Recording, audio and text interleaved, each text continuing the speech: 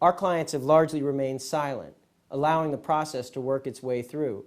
But they can't remain silent anymore when the city goes after them in this way by firing them for standing up for what's right and just. They're using me as an example for anyone that is currently involved or maybe thinking about bringing an action towards the city.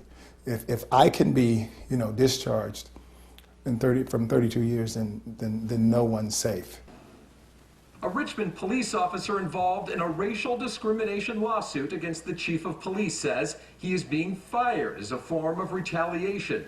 This is Captain Cleveland Brown. He is one of 7 African-American officers involved in the lawsuit that alleges, among other things, Police Chief Chris Magnus used racial slurs when addressing black officers. Following their attorney's advice, none of the 7 officers has spoken to the press since the discrimination lawsuit was filed more than 2 years ago. However, faced with the possibility of losing his job, Captain Brown decided to speak out.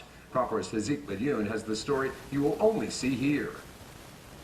The underlying cause of this action and this termination is my bringing forth the racial discrimination lawsuit. Captain Cleveland Brown is a 32-year veteran of the Richmond Police Department. He recently received this, a notice of intent to terminate his job.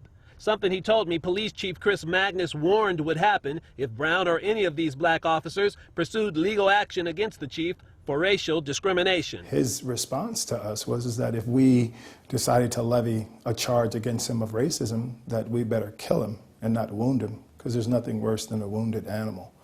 And that if we brought those charges to bear, that he would make our lives, he would destroy our careers. Captain Brown is the first of the officers involved in the lawsuit to receive a job termination notice. There are rules of fairness that are set forth in the Civil Service Code. However, Captain Brown's attorney, Chris Dolan, says the cause of the firing is not consistent with state labor law because it includes previous disciplinary action that goes beyond the statute of limitation, 5 years. This termination notice lists incidents as far back as 1980. In this case, the fact that they have reached back over 20 years to try to piece together some sort of a plausible excuse for this retaliation shows the level of desperation that they'll go to kill the messenger. I contacted the city manager's office regarding the story and was told the city does not comment on personnel issues. Chief Magnus did not return my calls. THEREIN, Cron 4 News.